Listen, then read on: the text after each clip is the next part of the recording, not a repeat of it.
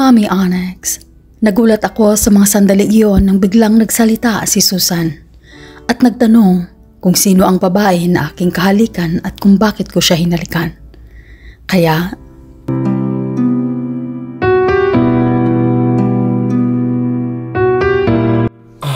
Susan? Dante! Dante, sino siya? Bakit mo siya hinalikan? Bakit kayo naghahalikan? Anong meron? Dante? Babe?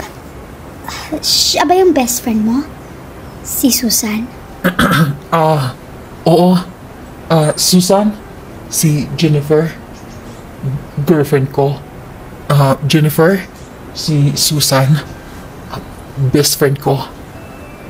Siya yung lagi kong kinikwento sa'yo. Siya pala yung best friend mo. Nice meeting you, Susan.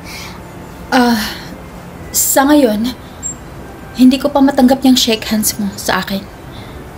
Hindi ko alam na meron ka palang nobya, Dante.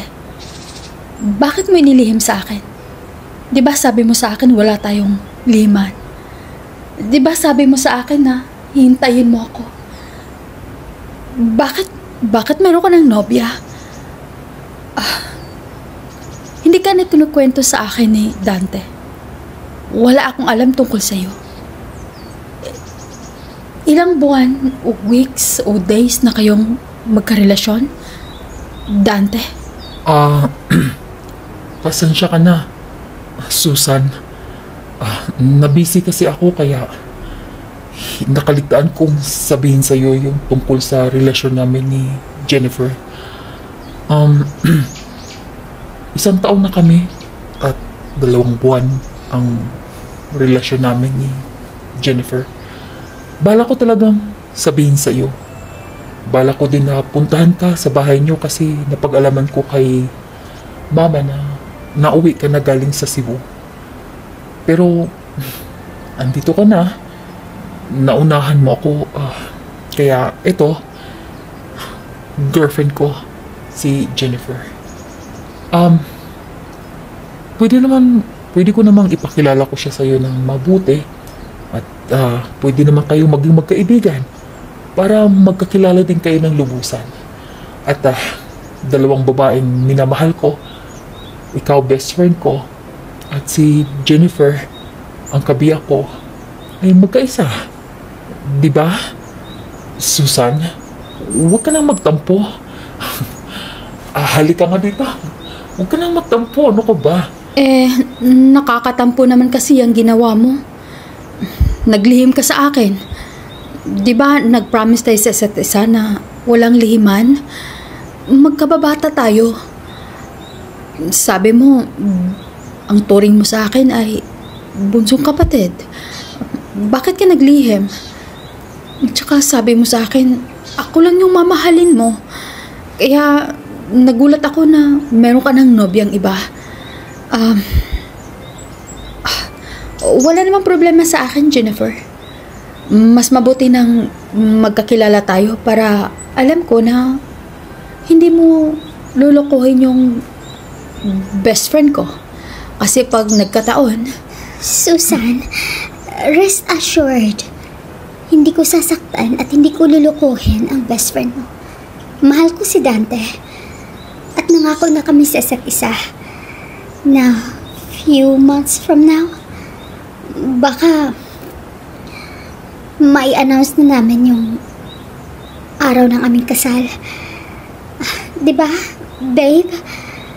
Diba napag-usapan na natin yon? Kaya, huwag kang mag-alala.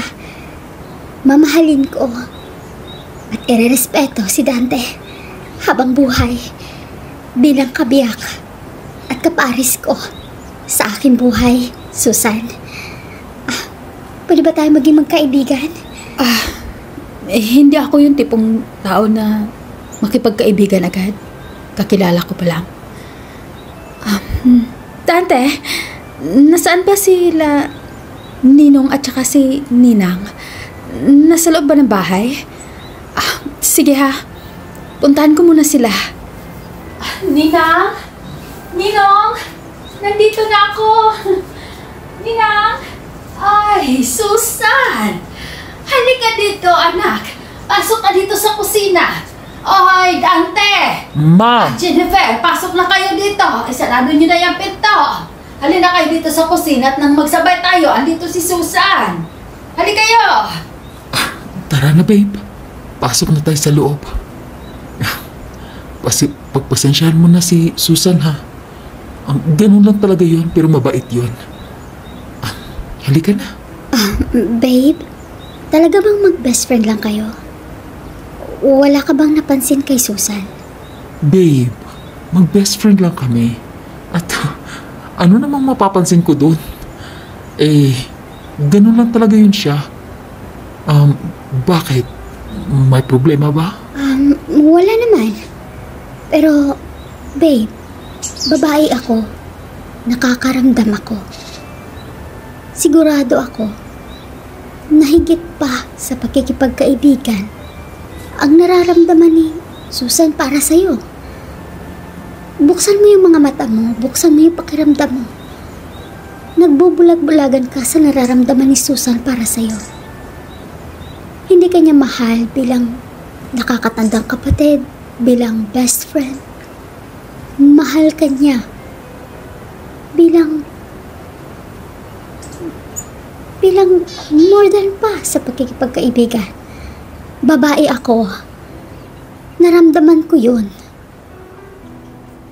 At God forbid, parang may something sa kanya. Hindi ko masabi kung ano. Pero sa mga tingin lang niya sa akin, parang may banta. At sa mga tingin niya sa'yo, parang pagmamay-ari ka niya. Babe, buksan mo yung pag-iisip at damdamin mo. Tingnan mo ang mga kilos ni Susan.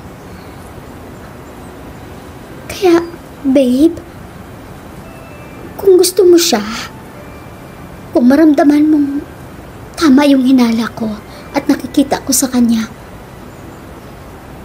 babe, handa akong mag-let go at ibigay kita sa kanya. Kasi sino ba naman ako? 1 year and 2 months lang tayong magkarelasyon. Kayo, simula mga bata pa kayo, kilala nyo na ang isa't isa. Pero ito lang igagarantiya ko sa'yo, babe. Mahal na mahal kita. Ayokong mawala ka. Ayokong mawala ka sa akin, babe. Babe, come on. Ano ba yung pinagsasabi mo? Kilala ko si Susan. Mahal kita. Mahal na mahal kita. At ikaw na yung babae na para sa akin.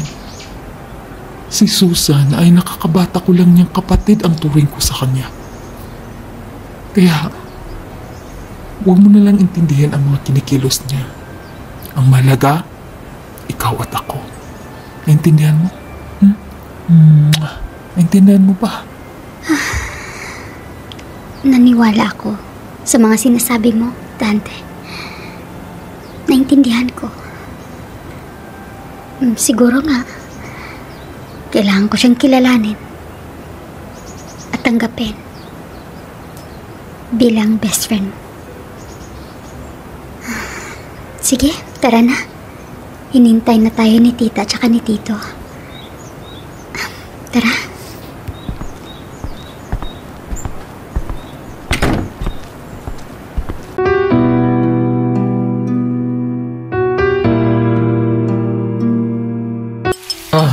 Ma, Pa, si Jennifer. Hello po, tita. Tito, good morning. Ay, Jennifer, kanina ka pa namin hinihintay kayong dalawa na pumasok dito. Ay, nagugutom na kami. Kaya nag-umpisa na kaming kumain. Sige na, umupo na kayo. Dante, paupuin mo na si Jennifer. Oo nga. Abay, nag-aarutan pa kasi kayong dalawa doon sa labas.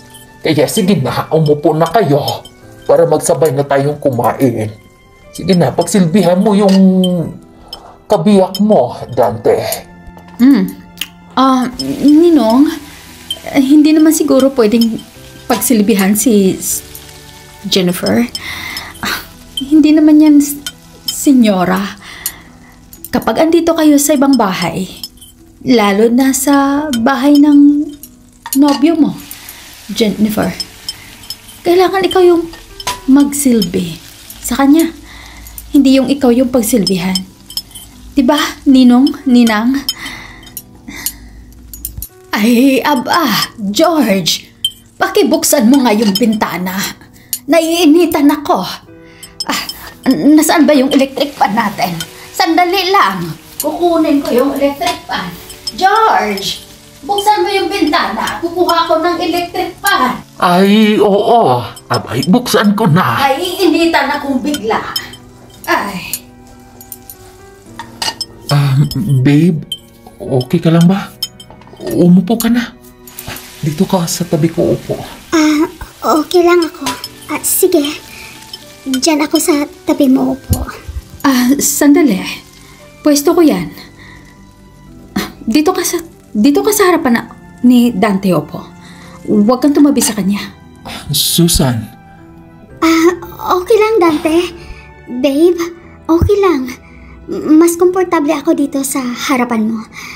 Dito ako upo. Katapat sa'yo. Huwag kang mag-alala. Okay, babe. Kung yan ang gusto mo.